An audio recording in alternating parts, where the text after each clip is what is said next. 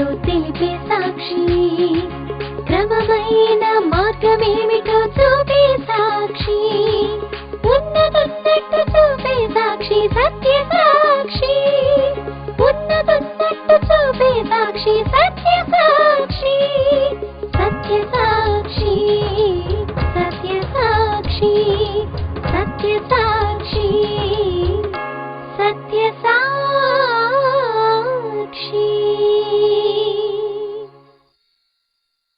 సత్యసాక్షి అను మా టీవీ కార్యక్రమమునకు ప్రేమపూర్వక ఆహ్వానము. ఈ కార్యక్రమంలో క్రైస్తవ సిద్ధాంతాలపై చర్చ మరియు వీక్షకుల ప్రశ్నలకు జవాబులు మీరు చూడగలరు. సత్యసాక్షి.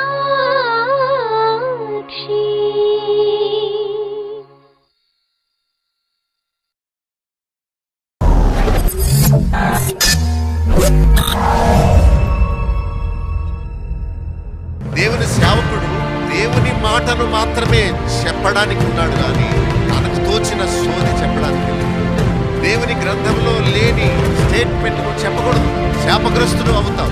నాకున్న అనారోగ్యం పోవాలంటే దేవుడు నన్ను స్వస్థపరచాలి. మనుషులు కాదు, కొబ్బరి నూనె కాదు, గుడ్డ ముక్కలు కాదు, అయ్యగారి చెయ్యి కాదు.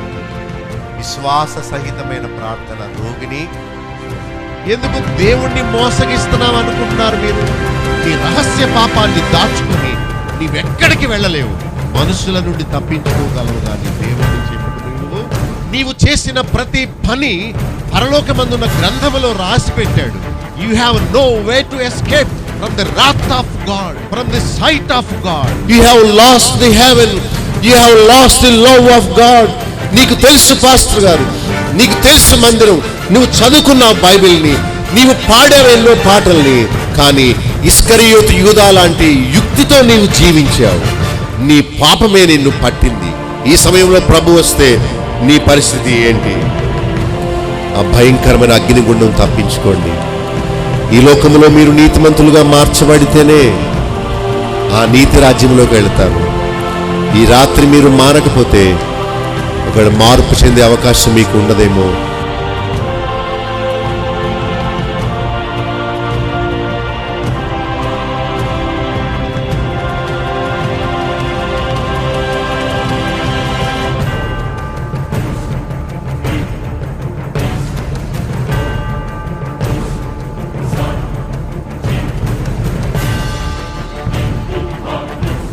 యెషయా గ్రంథం 3వ అధ్యాయం 9 నుండి 15.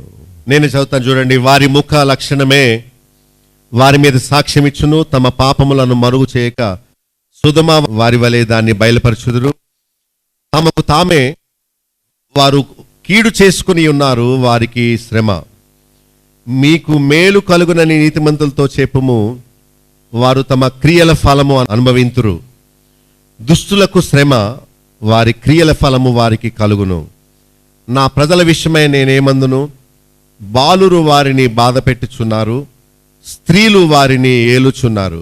నా ప్రజలారా, మీ నాయకులు త్రోవను తప్పించువారు, వారు నీ త్రోవల జాడను చెరిపివేయుదురు. యెహోవా వాదించుటకు నిలువబడి ఉన్నాడు, జనములను విమర్శించుటకు లేచి ఉన్నాడు. యెహోవా తన జనుల పెద్దలను వారి అధిపతులను విమర్శింపచే వచ్చుచున్నాడు.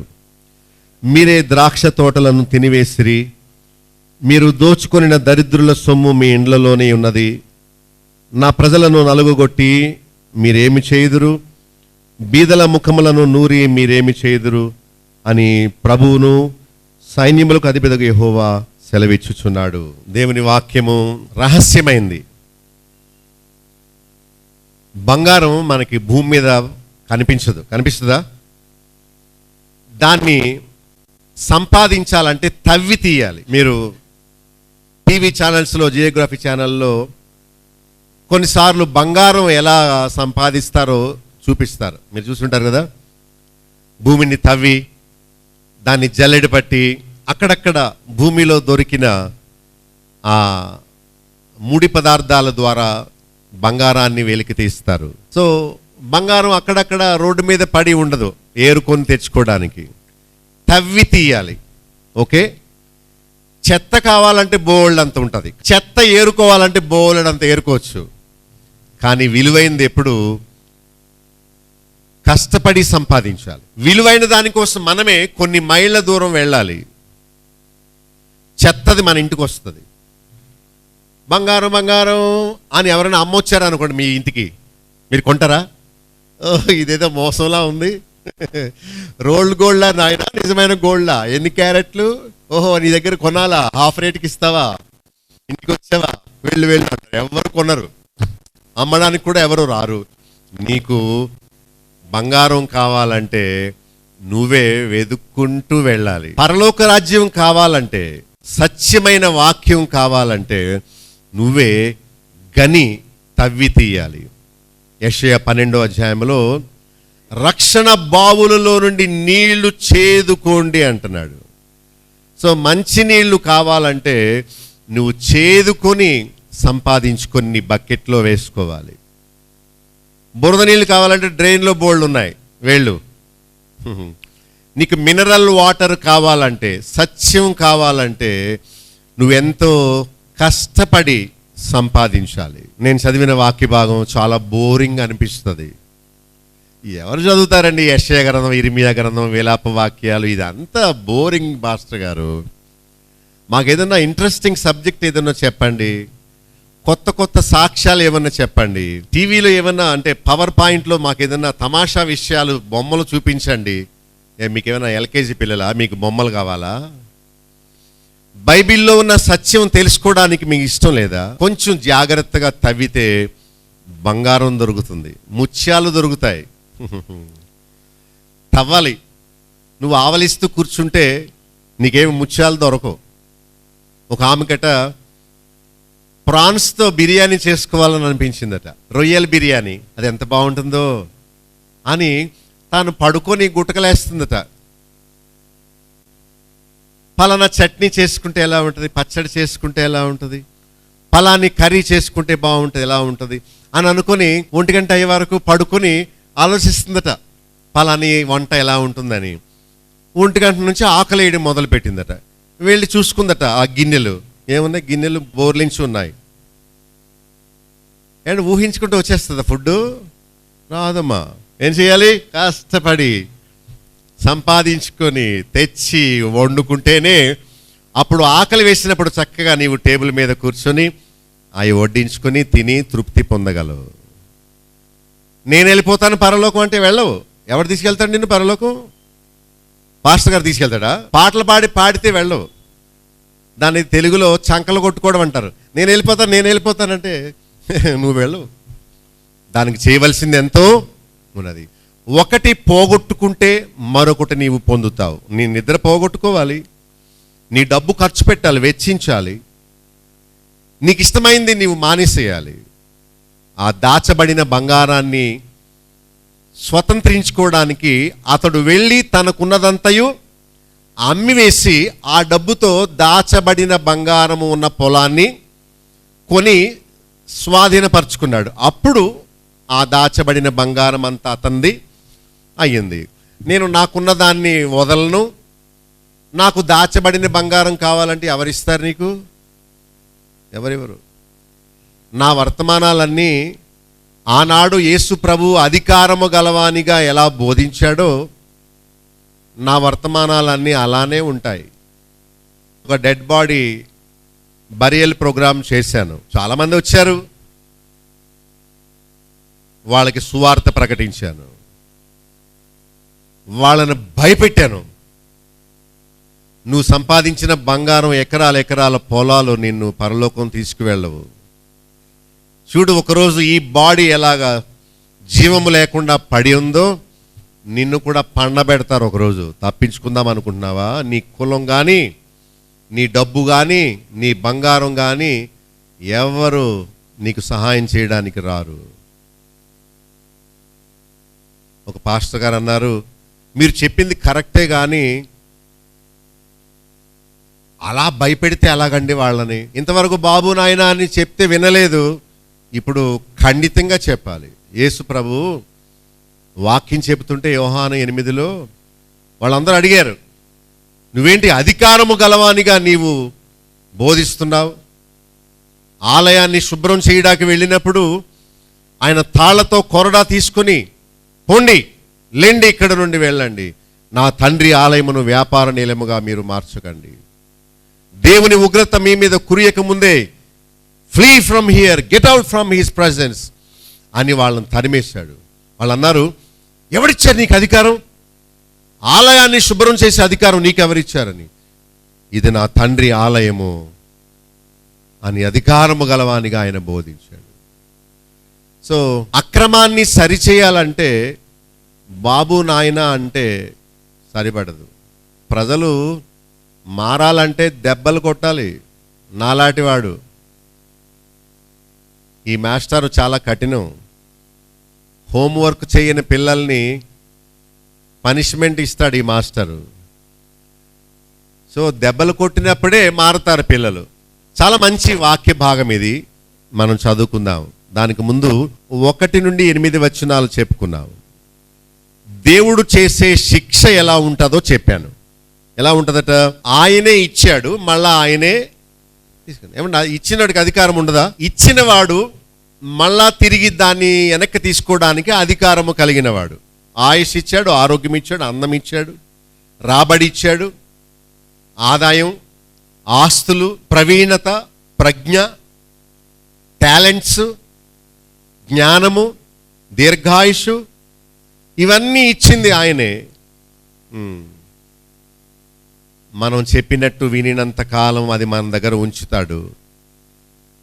మనం రెబెల్స్ అయితే ఆయన దాన్ని, ఈ వెహికల్ ఉండబట్టి కదా దాన్ని వెనకాల ఎక్కించుకున్నాడు. ఈ వెహికల్ పోలీసు తీసుకెళ్ళిపోతే వెనకాల ఎక్కించుకోవడానికి ఇక వెహికల్ ఉండదు కదా, కనుక ఎక్కించుకోవడానికి వీలు ఉండదు.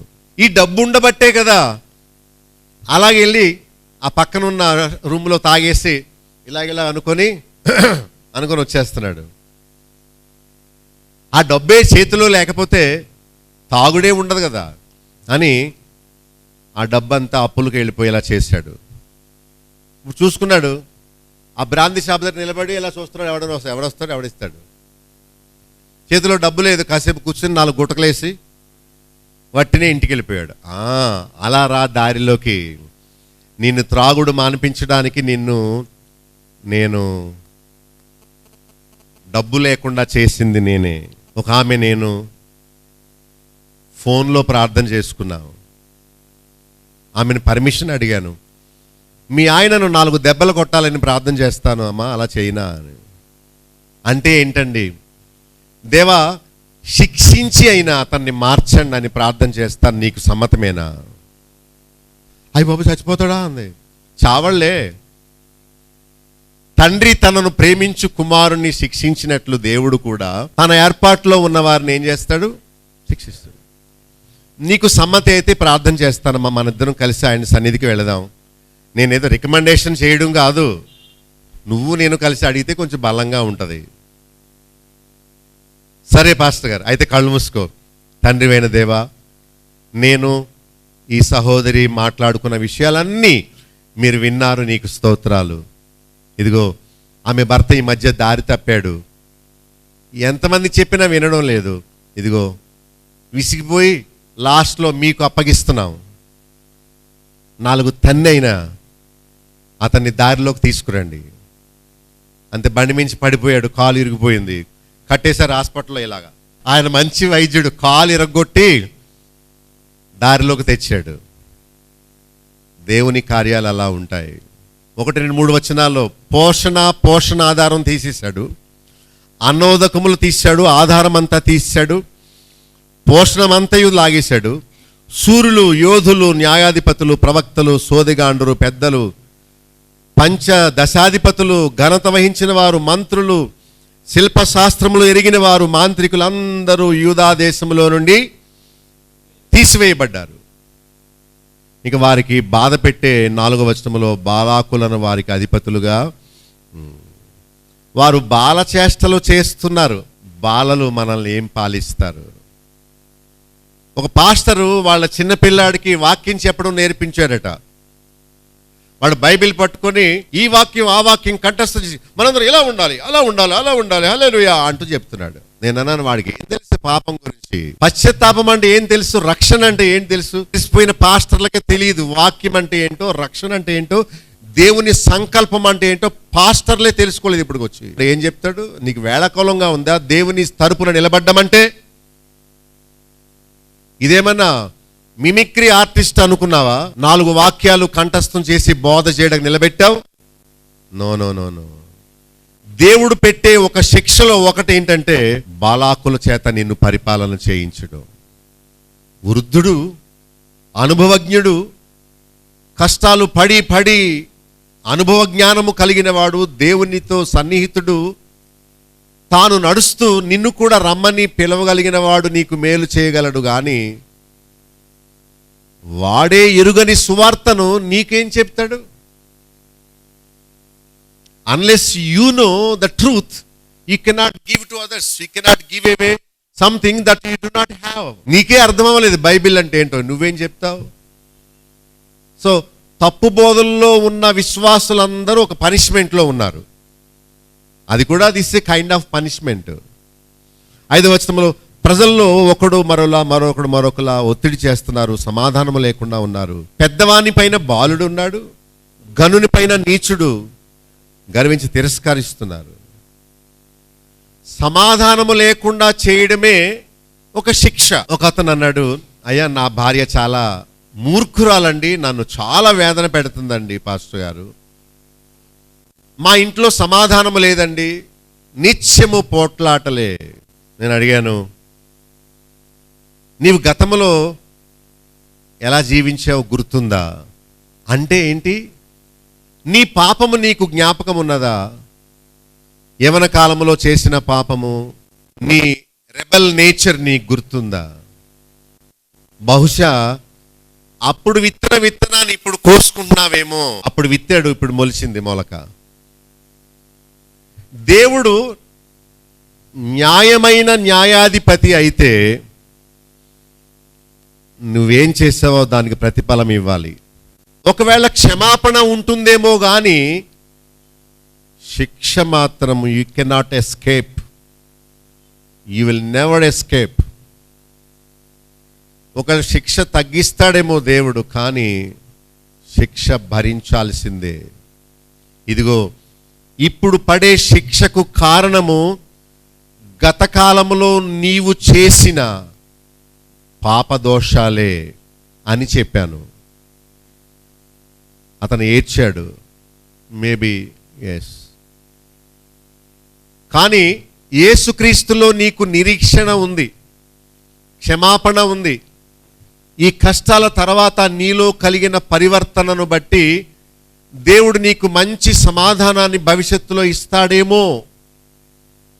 ఆయనకు బడి ఏడు. ఉపవాసంతో నీ గుండె బాదుకుంటూ పాపిని నన్ను క్షమించు అని అడుగు. ముందు విడుదల కాదు కావాల్సింది, ముందేంటి? దేవునితో సమాధానపడు, క్షమాపణ పొందు. ఆ తర్వాత విడుదలో లేకపోతే మళ్ళా ఉండాలో దేవుడు నిర్ణయిస్తాడు. దేవుడు ఎంత గొప్పవాడంటే ఈ లోకంలో ఉన్న కోట్లాది మందితో కూడా వ్యక్తిగతంగా ఆయన పని చేస్తాడు. గుంపు పని కాదు, వ్యక్తిగతంగా పని. నాకు డాక్టర్స్ కాన్ఫరెన్స్ ఉంది, నేను వెళ్ళిపోవాలి. ఎంతమంది పేషెంట్లు ఉన్నారు? 150 మంది పేషెంట్లు వెయిట్ చేస్తున్నారా? సరే అందరూ నిలబడండి, నేను మీటింగ్కి వెళ్ళిపోతున్నాను, మీ అందరికి ఒకే వైద్యం, అందరు పారాసెటమాల్ వేసుకోండి, నేను వెళ్ళిపోతాడా? ఇంకెవరు రారు ఆ హాస్పిటల్కి. పారాసెటమాల్ మాకు తెలీదా పారాసెటమాల్ గురించి? No no no. కూర్చో. ఎంతకాలం నుండి నీకు బాధ? నీ టెస్ట్లు ఇలా ఉన్నాయి, నీవు ఆహారపు అలవాట్లు మార్చుకో, ఈ మందులు క్రమంగా వేసుకో, ఎక్సర్సైజ్ చెయ్యి, మళ్ళా కనిపించు 15 రోజుల తర్వాత ఈ మందు నీలో ఎలా పనిచేసిందో నేను చూసుకోవాలి. నెక్స్ట్ నీ సమస్య ఏంటి? నెక్స్ట్ నీ సమస్య ఏంటి? ఒక డాక్టర్ ఒక పేషెంట్ని వ్యక్తిగతంగా మాట్లాడి వైద్యం చేసినట్లు దేవుడు కూడా ప్రతి ఒక్కరితో వ్యక్తిగతంగా పని చేస్తాడు. సో పాస్టర్ రికమెండేషన్ విని దేవుడు మారడు. ఓకే, అర్థమైందా? రండి ప్రార్థన చేయించుకోవడానికి, మన ఇద్దరం కలిసి దేవుని దగ్గరికి వెళదాం, బతిమాలుకుందాం. కానీ నీలో మార్పు రానిదే ఎవరి ప్రార్థన ప్రయోజనం ఉండదు. Unless you are changed, God will never pity you, no matter how big gift you give away to God. All that he wanted from you is the repentance, that's all. Feel sorry for what you have done in the past. గతంలో నీవు చేసిన పాత పనుల విషయమై, పాప పనుల విషయమై తల ఉంచుకొని ఐఎమ్ ఏ గ్రేట్ సిన్నర్, నన్ను క్షమించు అని కన్ఫెస్ అవ్వు. పర్వాలేదు అనుకోకు, that's not a big issue అనుకోకు, that is a big issue. నీ దృష్టిలో అది చిన్నదిగా ఉండొచ్చు, కానీ దేవుడి దృష్టిలో అది ఘోరమైన పాపమో ఇవ్వచ్చు. నీవు దాన్ని చులకనగా తీసుకుంటావు, కానీ నీ తలంపుల యొక్క ఊహను బట్టి దేవుడు నీకు పనిష్మెంట్ ఇవ్వడానికి రెడీగా ఉన్నాడు. నీలో మార్పు చెందితే, నీలో మార్పు వస్తే దేవుడు నీకు మేలు చేస్తాడు. ఓకే, 6-7 వచనాల్లో ఒకడు తన సహోదరుని చూచి, పాడు స్థలముగా అయిపోయింది మా దేశం, నువ్వు మాకు అధిపతిగా ఉండవా అని రిక్వెస్ట్ చేస్తే అతను ఏమంటాడు, నా వల్ల కాదు. దేవుడు ఏమన్నాడంటే, నేను నిన్ను శిక్షలో ఉంచినప్పుడు నీవు మనుషుల సహాయం కోసం వెళ్ళినా కూడా వాళ్ళు కూడా నీకు సహాయం చెయ్యను అంటారు. ఆ ప్రవచనాన్ని ముందే చెప్పేస్తున్నాడు. నేను సెలవిస్తే ఎవరైనా నీకేమైనా ఇవ్వగలరు, కానీ నేను సెలవు ఇవ్వకుండా ఎవరు నీకు ఏ సహాయం చేయడు. Unless I tell them they will not give to you. అడగవలసింది నన్ను కానీ వాళ్ళని కాదు. వీళ్ళు అడిగారు, బాబు నువ్వు నీ దగ్గర నీకు బట్టలు ఉన్నాయి, నీకు అధికారం ఉంది అంటే, నీకు చొక్కా ఉన్నదంటే అర్థం ఏంటంటే నీకు అధికారపు వస్త్రం ఉంది, కొంచెం మమ్మల్ని ఏలవా అని మమ్మల్ని దేవుడు ఒగ్గేశాడు, విడిచిపెట్టేశాడు. నువ్వన్నా మమ్మల్ని పరిపాలించవా అని అడిగితే వాడు అంటారట, నో నో నో, నా వల్ల ఎక్కడ అవుద్దని. దేవుడు పంపిస్తే ఎవరైనా మనకు సహాయం చేయడానికి రాగలరు, కానీ ఆయన నువ్వు వాడు ఉండు, గమ్ము నుండి మౌనంగా ఉండు, నువ్వు రావద్దంటే వాడు కూడా ముందుకు రాలేడు. ఓకే, వీళ్ళందరూ వీళ్ళు అడిగారు, వాళ్ళు రాలేదు పరిపాలన చేయడానికి. వాడు అన్నాడట, నాకు ఆహారం లేదు, 6-7 వచనాల్లో వస్త్రం లేదు, నేను సంరక్షణకర్తగా ఉండను. వీళ్ళు ఎవరిని అడుగుతున్నారు సంరక్షణకర్తగా ఉండమని? ఒక మనిషిని అడుగుతున్నారు. నువ్వు నాకు సంరక్షణకర్తగా ఉంటావా? అక్కడ కొన్ని పేర్లు ఉన్నాయి. ఇంకో మాట ఏంటి? అధిపతిగా నీవు ఉంటావా, జనాధిపతిగా నీవు ఉంటావా అంటే నేను ఉండను అని చెప్పాడు. సిగ్గుపడ్డారు వీళ్ళు. దేవుడు పైన చూస్తున్నాడు, మిమ్మల్ని పాలించే అధిపతిని నేనైనప్పుడు మీరు వెళ్ళి మనుషుల్ని ఎందుకు అడుగుతున్నారు? వాళ్ళు రారు, నేను వాళ్ళని రానివ్వను. పెళ్ళికొడుకు రాడు, పెళ్ళికొడుకుని పంపించేది నేను, ఆపేది నేను. నీవు లాస్ట్ క్షణం వరకు నువ్వు సొంత జ్ఞానంతో పని చేశావు, ఇప్పుడు ఆగిపోయింది. దేవుడు ఏదో నేర్పడానికి చూస్తున్నాడు. God has been trying to tell them some lesson. వాళ్ళు రియలైజ్ అవ్వాలి. 8వ వచనంలో యెరూషలేము పట్టణము పాడైపోయేను, నాశనమయ్యేను. దానికి కారణం 2 కారణాలు. ఏంటి? మొదటి, దేవుని దృష్టికి వాళ్ళు తిరుగుబాటు చేశారు. రెండవది, వారి మాటలు వారి క్రియలు ఆయనకు ప్రతికూలముగా. రెబల్ నేచర్ అనేది హృదయానికి సంబంధించింది. ఆ హృదయంలో ఉన్నదాన్ని బట్టే వారి మాటలు క్రియలు ఆయనకు అనుకూలంగా కాక ఎలా ఉన్నాయట? ప్రతికూల. నువ్వు వేసే డైలాగ్స్, నీ మాటలు, నీ సంభాషణ దేవునికి ప్రతికూలంగా ఉంటే దేవుడు పంపవలసిన వర్షాన్ని పంపకుండా ఆపుతాడు. వర్షం అంటే పైనుండి వచ్చే దీవెనలు. ఆ టైంలో నీకు రావలసిన బలం నీకు రాదు, ఆ టైంలో నీకు రావలసిన రాబడి నీకు రాదు. When God full stop, who can extend your life to further? ఆయన ద్వారం మూస్తే ఎవడు తెరవగలడు, ఆయన తెరిస్తే ఎవరు మూయగలరు. అల్టిమేట్గా దేవుడు మన శ్వాసకు ఆధారం. సో దేవుడు వాళ్ళకున్నవన్నిటినీ తీసేశాడు. సొదొమ గొమొర్రా పట్టణం గురించి చెప్పుకున్నాం. వాళ్ళు కూడా పచ్చగా పండేసింది. బాగా పండిన మూలన వారు వ్యభిచారులు అయిపోయారు. చూసారా? సొదొమ గొమొర్రా పట్టణము బాగా పండేసింది కనుక వారు బాగా మదం పట్టేస్తున్నారు. కనబడ్డ ప్రతి వాళ్ళతో పిల్లలు మొదలు పెద్దల వరకు విచ్చలవిడిగా. ఆ లోతు అన్నాడు, వాళ్ళు దేవదూతలు వాళ్ళ జోలికి వెళ్ళొద్దు, కావాలంటే నాకు 2 కుమార్తెలు ఉన్నారు వయసు వచ్చిన వాళ్ళు, వాళ్ళని మీకు ఇచ్చేస్తాను, మీరు ఇష్టం వచ్చినట్టు వాడిని పాడు చేసేసుకోండి. ఏం చేసేస్తారు అంటే వాళ్ళకు వద్దట, వాళ్ళకి కొత్తగా వచ్చారు, కొత్తది కావాలట, పాతది వద్దట. దేవుడు చూశాడు, అయ్యి దుర్మార్గులారా, నా దూతలతోనే వ్యభిచరించదాకా మీకు ఒడిగట్టారా మీరు, మిమ్మల్ని నేను టాలరేట్ చేయను అని లోతును ఆయన కుటుంబీకుల్ని బయటకు లాగి వర్షం కురిపించే దేవుడు కోపం తెచ్చుకుని నిప్పుల వర్షం కురిపించాడు. కాలిపోయింది ఆ పట్టణాలు 2. God can do anything right now. ఏమైనా చేయగలడు ఆయన. భూమిని ఇలా ఊపగలడు, కుదపగలడు, ప్రకృతి వైపరీత్యాలు కలిగించగలడు, సమాధానం ఇవ్వగలడు, మరణింపజేయగలడు. ఆయనకు కోపం రేపకూడదు. కీర్తన 105:6 కరువు రప్పిస్తాడు, జీవనాధారమైన ధాన్యమంతా కొట్టివేయగలడు. ఇర్మియా 52:3 ఆయనకు కోపం వస్తే తన ఎదుట ఉండకుండా వారిని తోలివేస్తాడు. 52:6 ఆయన క్షామము రప్పిస్తే దేశ ప్రజలకు ఆహారము ఉండదు. సో ఈ వాక్యాలు వింటున్న మనం, నా ఆధారం పాస్టర్ గారు కాదు, దేవుడు అనుకోవాలి. దేవుడు నన్ను నా ప్రవర్తనను బట్టి నాకు తీర్పు తీరుస్తాడు కానీ నేను వేసే పై వేషాలను బట్టి దేవుడు ఎప్పుడు మురిసిపోవడం అనుకోవాలి. దేవుణ్ణి మనం మెప్పించగలమా? మెప్పించుట అంటే ఏంటి? ఇప్పుడు వాళ్ళ అవసరం మనకు ఏదైనా ఉందనుకోండి, కాస్త వెళ్ళి ఆయిల్ రాస్తే చాలు. ఆయిల్ రాయడం అంటే వాళ్ళ దగ్గరికి వెళ్ళి, నువ్వు చాలా గొప్పవాడు, అసలు నువ్వే అంతాను అని చెప్తే వాళ్ళు గాలి కొట్టి కొలిది ఆ పడిపోయిన పొడుగా అలా అయిపోతూ వాళ్ళు ఉబ్బిపోతారు. అలా నీకు ఎమ్మెల్యే టికెట్ ఇస్తాం అనగానే ఏమైపోతాడు, ఆస్తి అంతా తెచ్చేస్తాడు ఎమ్మెల్యే అయిపోదామని. మనకు ఎవరి ద్వారా పని అవ్వాలంటే వాళ్ళని పోగొడితే చాలు, పని అయిపోద్ది. కానీ you cannot convince God in such a way. See what I'm trying to tell you. దేవుణ్ణి మెప్పించలేవు.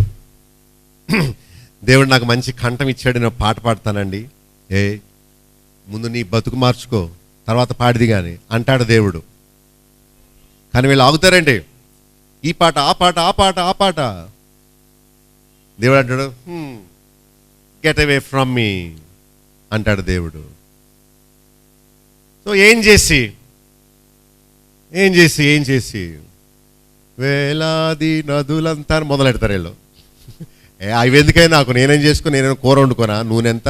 నేను కోరేది నీతి న్యాయాలు కలిగి నువ్వు నాశనం అయిపోకుండా చూసుకో, నీ బతుకు నువ్వు చూసుకో. నాకు ఇచ్చేవలే వేలాది నదులంత విస్తార తైలం, నాకేమి ఇవ్వక్కర్లేదు, ముందు నువ్వు చచ్చిపోకుండా చూసుకో అంటాడు దేవుడు. సో ఆయనకేదో ఇచ్చి ఆయన్ని మెప్పిద్దాం అనుకోవడం అది ఒక బ్యాడ్ ఐడియా. మర్చిపోండి. ఒకవేళ మనుషుల ప్రాపకం కోసం ఒకవేళ వాళ్ళకి గిఫ్ట్స్ ఇచ్చి వాళ్ళ ప్రాపకం పొందొచ్చేమో, కానీ పాస్టర్ గారికి కానుకలు ఇస్తే ఆయన దీర్ఘ ప్రార్థనలు చేస్తాడు నీకోసం. అణువును ముట్టును ఆయన. యేసు నామముల కండరాలు, అణువులు, ప్రతి ఎముక. ఆ ఇచ్చిన కానుక మహాత్యం అది. కానీ you cannot please God such a way. ఇక 9వ వచనం నుండి 15వ వచనం వరకు మనం చూస్తే చూడండి ఏం రాశాడు. వారి ముఖ లక్షణమే వారి మీద సాక్ష్యం ఇచ్చును, తమ పాపమును మరుగు చేయక సొదొమ వారి వలనే దాన్ని వారు బయలమ్మ. సొదొమ వాళ్ళు వచ్చారు మళ్ళీ ఇక్కడికి, ఎక్కడ చూసినా వాళ్ళే ఉంటున్నారు. ఒక ఉదాహరణ అన్నమాట. పాపము లోపల ఉన్నప్పుడు దాన్ని వెళ్ళగొక్కుతారట. అంటే దాన్ని వాళ్ళు ఎక్స్ప్రెస్ చేస్తారు. ఒక అబ్బాయి ఒక అమ్మాయిని చూసి కన్ను కొడుతున్నాడు. ఆ అమ్మాయి కాలు ఇలా పెట్టుకొని చెప్పు తీసి ఇలా చూపించింది. అప్పుడు వాడు అంటున్నాడు, అంటే నేను కన్ను కొట్టలేదే బాబు, నన్ను చెప్పుతో వాయించకు, నా కంట్లో నలుసేదో పడి ఇలా అనుకుంటున్నాను అని ప్రయత్నిస్తున్నాడు. లోకంలో ఏం జరుగుతుందో, వాడిలో ఉన్న వ్యభిచార బుద్ధి వాడి సైగల ద్వారా తెలియపరుస్తున్నాడు. ఆమెలో ఉన్న వ్యభిచార బుద్ధి ఆ విధముగా సిద్ధపరుస్తుంది ఆమెను. ఆమె నడవడిని బట్టి ఆమె హృదయాన్నిలో ఉన్న విషయాన్ని ఆమె వెళ్ళగక్కుతుంది. హృదయములో ఉన్న పాపము వారు మరుగు చేయక, సొదొమ గుమొర్రా ప్రజలు బాగా తిని మెక్కి బలిసి మదించి వాళ్ళ ఊరికి కొత్తగా వచ్చిన దేవదూతల మీద వ్యభిచరించడానికి ఊరంతా ఎలా ఏకమైపోయారో అంటే, వాళ్ళల్లో ఉన్న పాపము వాళ్ళు మరుగు చేయక ఏం చేశారట, దాన్ని బయలుపరిచారు, ఎక్స్ప్రెస్ చేశారు. ఒక అబ్బాయి టైట్ బనియన్ వేశాడు. ఇక్కడ వరకు పైకి ఎందుకు చూపిస్తున్నాడంటే వాడు కండలు ఉన్నాయన్నమాట. ఈ కండలు ఎందుకు చూపిస్తున్నాడంటే కప్పుకోకుండా, నేను చాలా బలవంతుణ్ణి. ఎందుకంటే వాళ్ళ శరీరానికి హత్తుకొనే టైట్గా ఉండే వస్త్రాలు ఎందుకు వేస్తారంటే, నా బాడీ షేప్ చూసావు ఎలా ఉందో. వ్యభిచార మనస్సు ఉన్న మూలానే వారు అలా సిద్ధపడుతున్నారు. రోడ్డు మీద జరిగే యాక్సిడెంట్లకు కారణం ఎక్కువ శాతం దొంగ చూపులు. 16వ వచనం చూడండి. సీయోను కుమార్తెలు గర్విష్ఠురాండ్రే మెడచాచి నడుచుచు ఓర చూపులు చూచుచు, నన్నేమనబాకండి, వాక్యం వివరిస్తున్నానంతే, దేవుని మాటలు మీకు చెబుతున్నానంతే. 9వ వచనంలో ఉన్నాం మనం. సాక్ష్యమిచ్చువారు తమ ముఖ లక్షణమే వారి మీద, వారి చూపే వారెవరో చెప్తుంది. Okay, you got the point. వారి నడకే వారెవరో చెప్తుంది. మీరు చూసుకోవచ్చు, ఒక ఆమె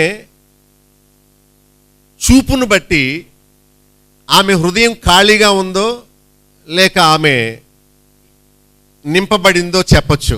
హ్యూమన్ సైకాలజీ. అవే కళ్ళు, కానీ కొన్ని వందల ఎక్స్ప్రెషన్ అంటే వాళ్ళు కళ్ళతోనే మాట్లాడేస్తారు. ఓకేనో నాట్ ఓకేనో చెప్పేస్తారు కళ్ళతోనే. లోకమంతా ఎంత భ్రష్టత్వముతో ఉన్నదో. స్త్రీ కాళ్ళు కదిపితే ఒక రకమైన సూచన.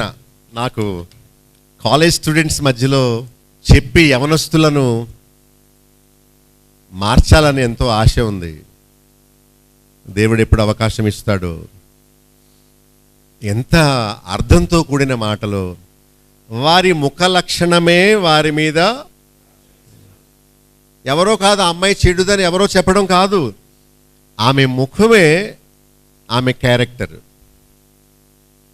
ఏదో ఉంది సామెత, face is the index of mind. So నీ ముఖం, ఆ ఎక్స్ప్రెషన్ బట్టి నీవు ధనాపేక్ష పరుడువో యథార్థవంతుడో చెప్పేయచ్చు. పాస్టర్ ఎలాంటిడో. ఈ పాస్టర్ పలానా వాక్యం ఎందుకు తీశాడంటే వాడికి డబ్బులు అవసరం కనుక మంచి వాక్యం ఎంచుకున్నాడు. నీ కొట్లలో ఆహారం సమృద్ధిగా ఉండినట్లు దేవుని మందిరములోనికి 10వ భాగం అంతయు. ఈయన కొట్లో డబ్బులు లేవట, అందుకని ఇప్పుడు కానుకల గురించి చెప్పడం మొదలెట్టాడు. అసలు మనుషుల కళ్ళల్లోంచి వాళ్ళ ఉద్దేశాలు పసిగట్టడం నేర్చుకోండి. వాడు చెడ్డ బుద్ధితో చూస్తున్నాడో నిర్మలంగా ఉన్నదో వాని చూపు.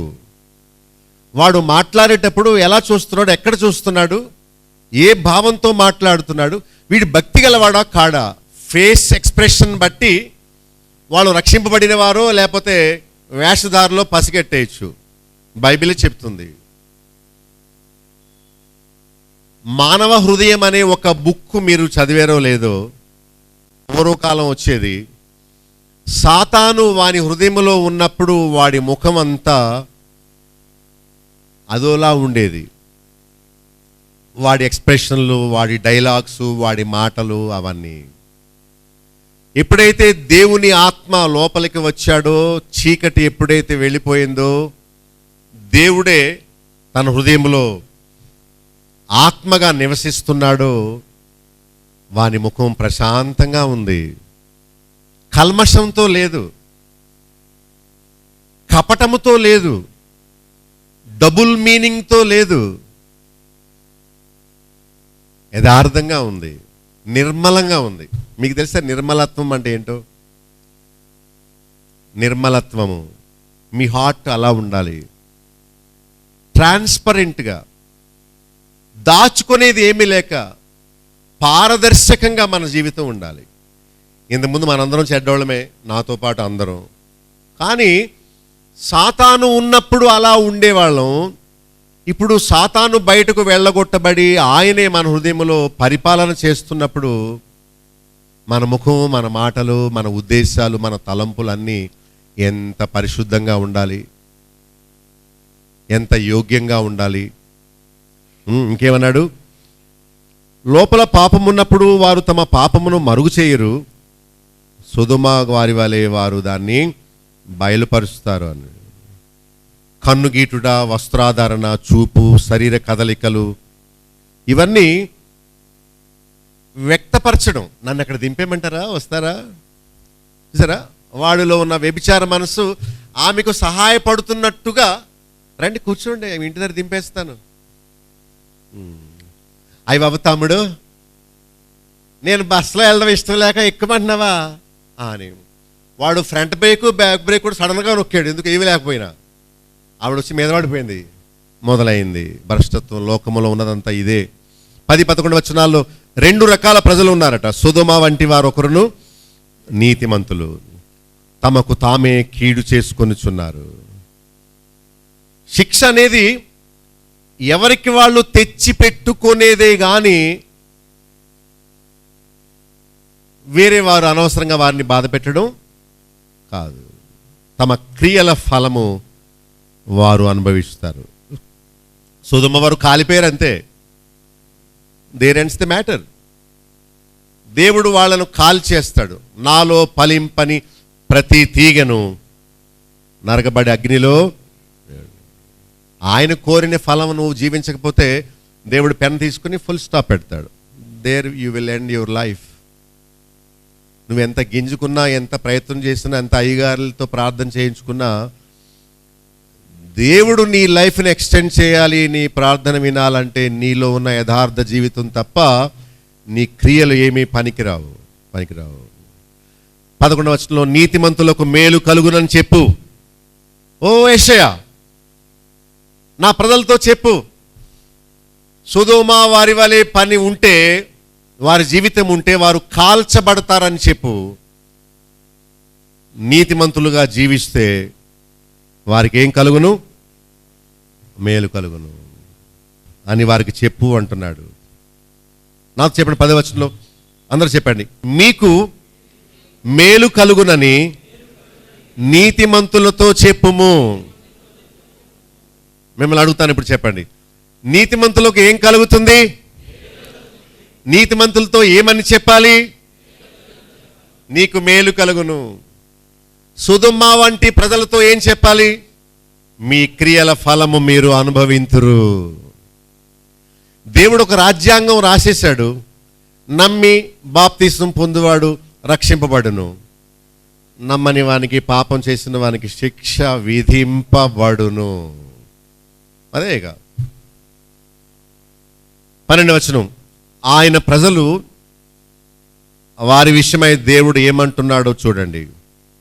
బాలురు వారిని బాధ పెడతారు, స్త్రీలు వారిని ఏలుచున్నారు. ఆహా, స్త్రీలు పరిపాలించే సంఘములో ఉండడం దేవుడు వారికి పెట్టిన పనిష్మెంట్ అట. ఒక స్త్రీ స్టేజ్ మీద నిలబడి మోకాళ్ళ వరకు స్కర్ట్ వేసుకొని స్లీవ్లెస్ జాకెట్తో ఆమె ప్రసంగిస్తుంది స్టేజ్ మీద ఉండి. పురుషులందరూ ముందు లైన్లో కూర్చొని ఆమె వైపు ఇలా చూస్తున్నారు. ఎలా ఉంటుంది?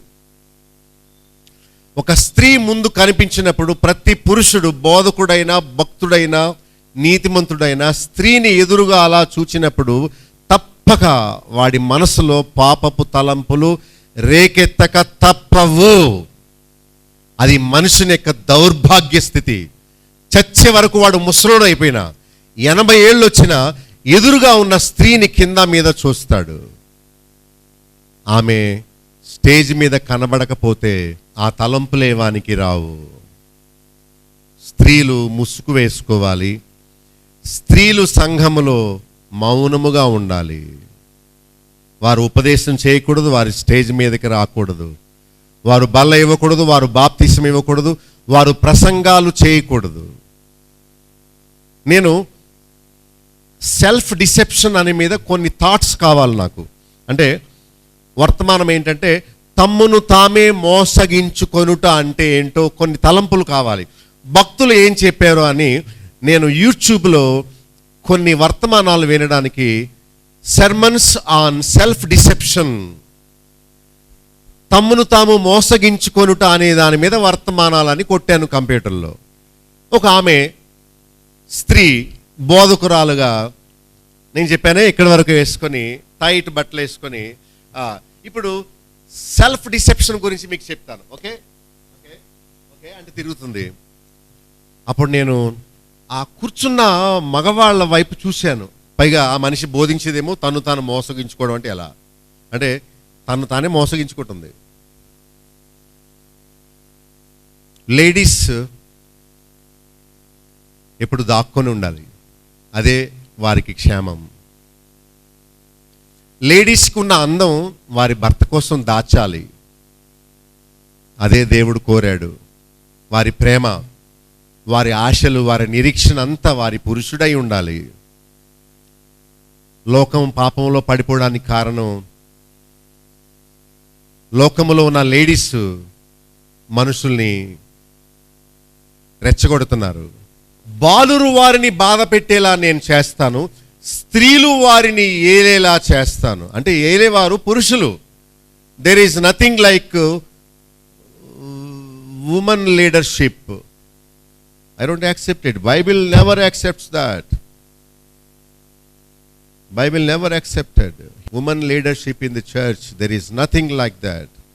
All ladies should keep quiet and cover their bodies completely in the church. No matter how they behave outside, I don't care. Let them walk naked, I don't care.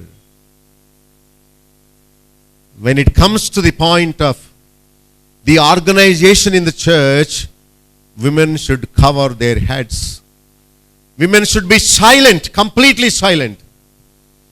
Bible says 3-4 times it says they should be silent. పాపము జరుగుతున్నందున సంఘములో స్త్రీలు మౌనముగా ఉండవలెను. దేవుడు పెట్టే శిక్షలో ఒక శిక్ష ఏంటంటే స్త్రీలు వారిని పరిపాలించడం ఒక పనిష్మెంట్.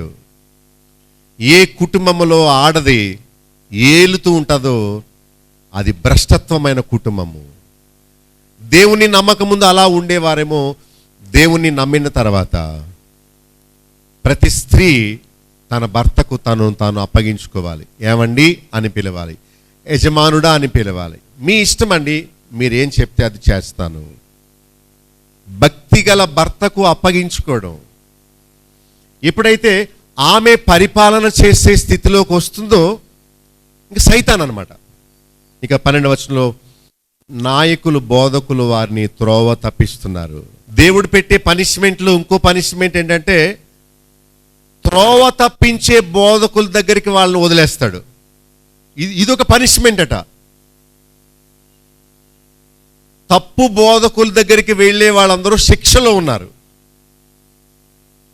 13వ వచనంలో త్రోవల జాడను వారు చెరిపివేస్తారు. 14వ వచనంలో వారి ద్రాక్ష తోటలను తినివేస్తారు. నాయకులు ఆ దరిద్రుల సొమ్మును దోచుకుంటారు, దోచుకొని వారి ఇళ్లల్లో దాచుకుంటారు. 15వ వచనంలో ఆయన ప్రజల్ని వారు నలుగొడుతున్నారు, వాళ్ళ బీదల ముఖములను నూరుతున్నారట.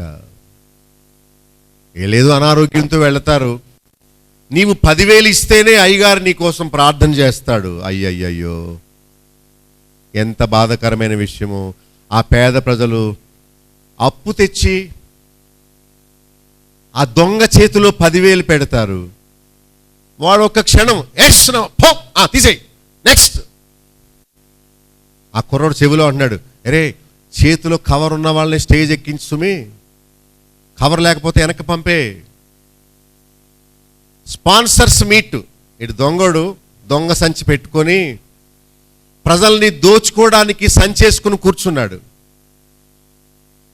డాక్టర్ కూడా అంత కలెక్షన్ ఉండదు. వీడి గదిలో కూర్చొని ఒక్కొక్కరిని కవర్లు ఉన్న వాళ్ళే రండి, మిగతా వాళ్ళకి అవకాశం లేదని దోచుకుంటున్నాడు. బైబిల్లో ఆనాడే దేవుడు యెషయా ద్వారా ప్రవచించింది ఈరోజు అక్షరాల నెరవేరుతుంది. దేవుడు పెట్టే పనిష్మెంట్ అది. మీరు పెట్టుకున్న నాయకులు ఎవరు? మీకు దోచుకునే వారిని మీకు నాయకులుగా పెట్టుకున్నారా? ఒకవేళ మీరు పనిష్మెంట్లో ఉన్నారేమో. అలాంటి దుర్మార్గులను మీకు నాయకులుగా కలిగి ఉండడమే దేవుడు మిమ్మల్ని మీ భ్రష్టత్వానికి వదిలేశాడు అంటున్నాడు. 12వ వచనంలో దేవుడు నాయకులను తప్పు పట్టుటలేదు, వాళ్ళని పూర్తిగా వదిలేశాడు. ఇక్కడ నా ప్రజలారా అంటున్నాడు. ఏమన్నాడు? 12వ వచనంలో నా ప్రజలు విషయమై నేనేమందును, మీ క్రియల ఫలమే మీ మీదకి వచ్చింది. మిమ్మలను త్రోవ తప్పించే నాయకులను మీ కొరకు ఏర్పరచుకున్నారు గనుక మీ క్రియల ఫలమే మీ మీదకి. చూడండి ఎంత విలువైన మాటలో, దేవుని వాక్యంలో ఎంత జీవం ఉన్నదో. మీరు ఏర్పరచుకున్న నాయకులు ఎలాంటి వారంటే మిమ్మల్ని త్రోవ తప్పించే వారిని మీరు ఏర్పరచుకున్నారు అని. మీరు వెళుతున్న మూలన వాడు రాజ్యం వెళ్తున్నాడు. మీరు ఎవరు వెళ్ళకపోతే దుకాణం సర్దుకుంటాడు సర్కస్ గ్రౌండ్లో, సర్కస్లు చేయిస్తున్నాడు సర్కస్ గ్రౌండ్లో. మీరు ఇస్తున్న మూలన వాడి వ్యాపారం అభివృద్ధి అవుతుంది. మీరు వెళుతున్న మూలన వాడు అబద్ధాల మీద అబద్ధాలు చెబుతున్నాడు, మిమ్మల్ని దోచుకుంటున్నాడు పేదవాళ్ళని. వాళ్ళు చేసే పని ఏంటి? 9వ వచనంలో తమకు తామే కీడు చేసుకుంటున్నారు. దేవుడు విలాపం సలుపుతున్నాడు. ఎందుకంటే మీ గోటితో మీరే గుచ్చుకుంటున్నారు అని చెప్పాడు. ఎవరి గోటితో వాళ్ళే గిచ్చుకుంటున్నారు. గోరు చాలా షార్ప్గా ఉంటుంది కదా, పదునుగా. వాళ్ళే ఇలా అంటున్నారు అనుకోండి, అది రేగిపోయి గాయమైపోతుంది. ఎవరో మీకు హాని చేయడం కాదు. You are deceiving yourself, you are harming yourself. మీరు తీసుకున్న నిర్ణయం మీకే హాని చేస్తుంది. మీరు వెళ్ళి దోచుకొనబడుతున్నారు అని చెప్పాడు. ఒక దొంగవాడు దాక్కోవడానికని మురికి ప్రదేశంలోకి వెళ్ళాడు.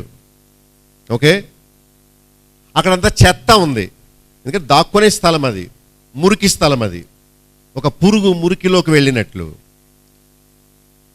ఆ మురికిలో నుంచి ఒక తేలొచ్చి వాడిని కుట్టింది కాలు దగ్గర.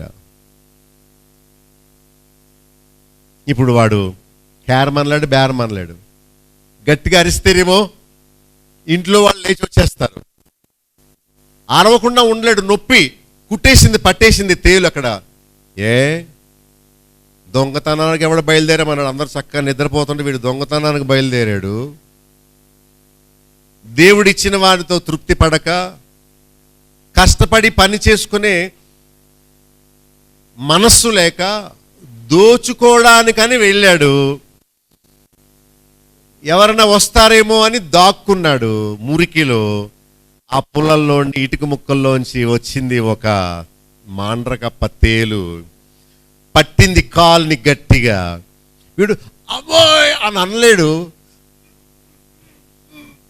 ఎవడు బొమ్మన్నాడు, ఎవడా మురికిలో దాక్కోమన్నాడు, ఎవడు శిక్ష అనుభవించమన్నాడు.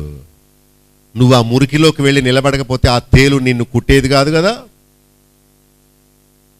ఒకవేళ నీవు నీతిమంతుడుగా ఉండి నీకేదైనా ఆపద జరిగితే అబ్బా నొప్పి, తేలు కుట్టింది, రక్షించండి అనగానే అందరూ వచ్చి నిన్ను 108కి ఫోన్ చేసి హాస్పిటల్ తీసుకెళ్ళి నీకు వైద్యం చేయిస్తారు కదా.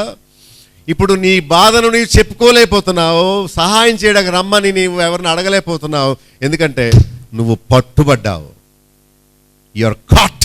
దానికి ఎవరిని నిందించాలి? తేలునా? నో, తేలు పని తేలు చేస్తుంది. నా దగ్గరికి ఎందుకు వచ్చావు, అందుకనే కుట్టినా నిన్ను.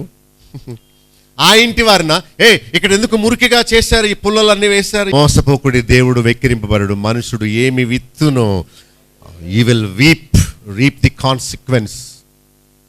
Nowhere you can escape. నువ్వు తప్పించుకోలేవు. తేలు పట్టేసింది గట్టిగా, దాన్ని పట్టుకొని లాగుదామంటే ఈ చేతిని పట్టుకుంటుందని భయం వానికి. అరవలేక కక్కలేక మింగలేక వాడు గోలెత్తిపోయాడు. ప్రజలు చేసే పాపము వారిని ఒకరోజు తప్పక పట్టిస్తుంది. దేవుని ప్రవచనం అదే ఇక్కడ చెప్తుంది. నాయకులు, పెద్దలు, అధిపతులు అని 12వ వచనంలో నాయకుల గురించి, 14లో పెద్దలు, అధిపతులు, జనులు. ప్రజలు వారిని ఎంచుకున్నారు, ఆ నాయకులు వారిని తప్పుత్రోవ పట్టిస్తున్నారు.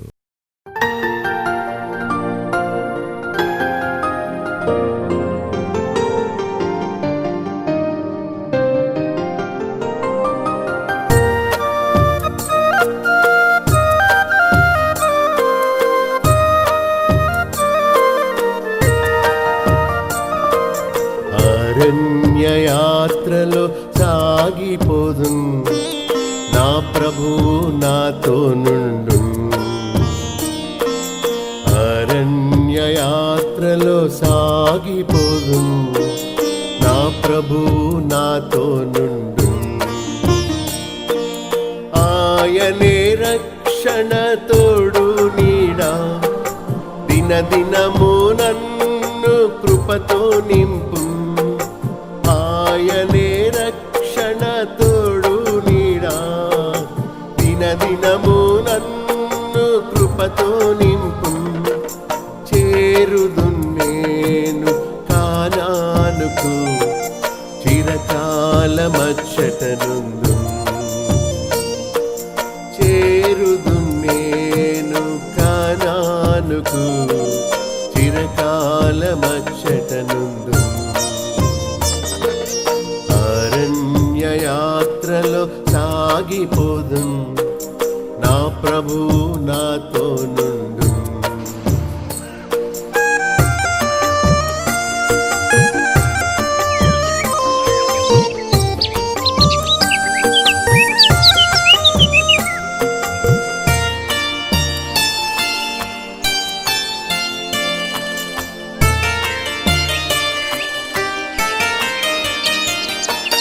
ఐగుప్తును విడచి పయనింతును, పాప బంధాలను తెంచి రక్షణ నొంది. ఐగుప్తును విడచి పయనింతును, పాప బంధాలను తెంచి రక్షణ నొంది. సైతాను శరీరాలోకముతో నేను పోరాడి జయముంది శక్తితో నిలుపు. సైతాను శరీరాలోకముతో నేను పోరాడి జయముంది శక్తితో నిలుపు. అరణ్యయాత్రలో సాగిపోదు, నా ప్రభువు నాతో నుండు. అరణ్యయాత్రలో సాగిపోదు, నా ప్రభువు నాతో నుండు.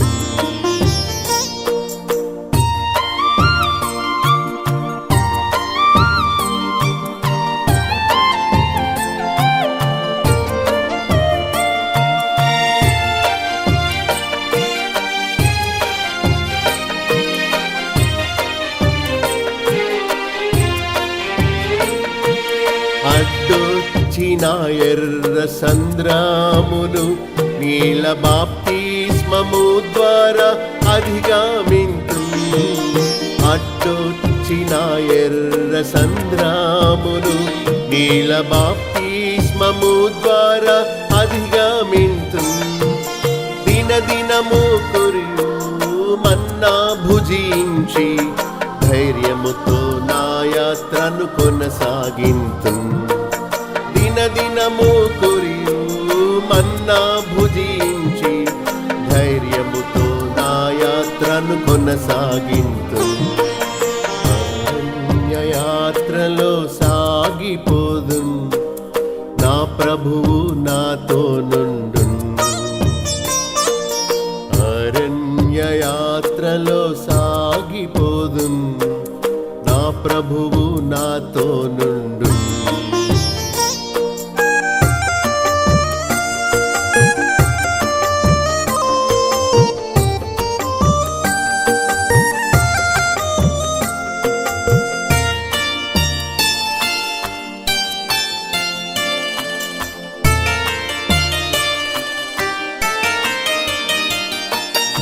ఏదైన స్థలమైన మారానులో భీతి నిరాశ రోగములు కొరతలయందు.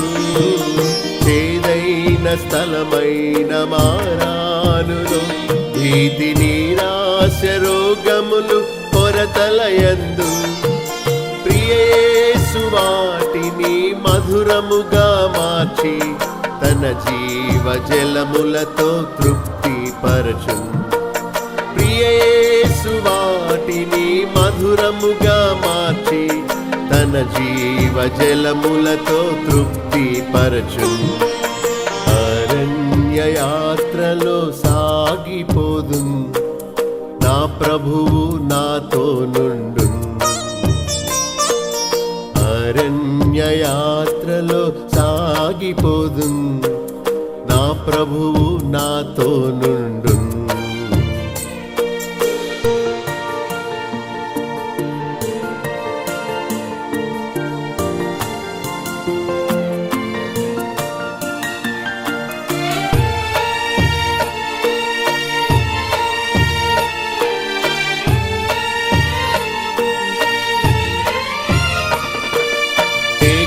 వలె ప్రభు నన్ను నడిపించును, అగ్ని స్తంభముగా నాకుండి వెలుగించును.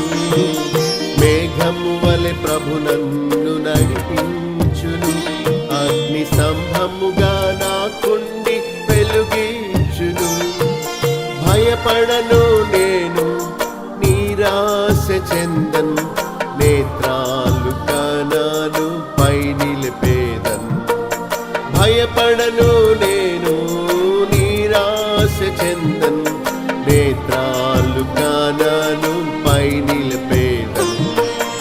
అరణ్య యాత్రలో సాగిపోదు, నా ప్రభువు నాతో నుండు. మా చిరునామా బాబులో గండి, chairman, Bethel assembly, Nallajerla. Pin code 534112, పశ్చిమ గోదావరి జిల్లా, ఆంధ్రప్రదేశ్. మా ఫోన్ నంబర్స్ 088118277333. మా సెల్ నెంబర్ 9440111250. మరొక సెల్ నెంబర్ 9000000803. మా ఈమెయిల్ ఐడి satyasakshitv@gmail.com. మా వెబ్సైట్ www.bethelassembly.net.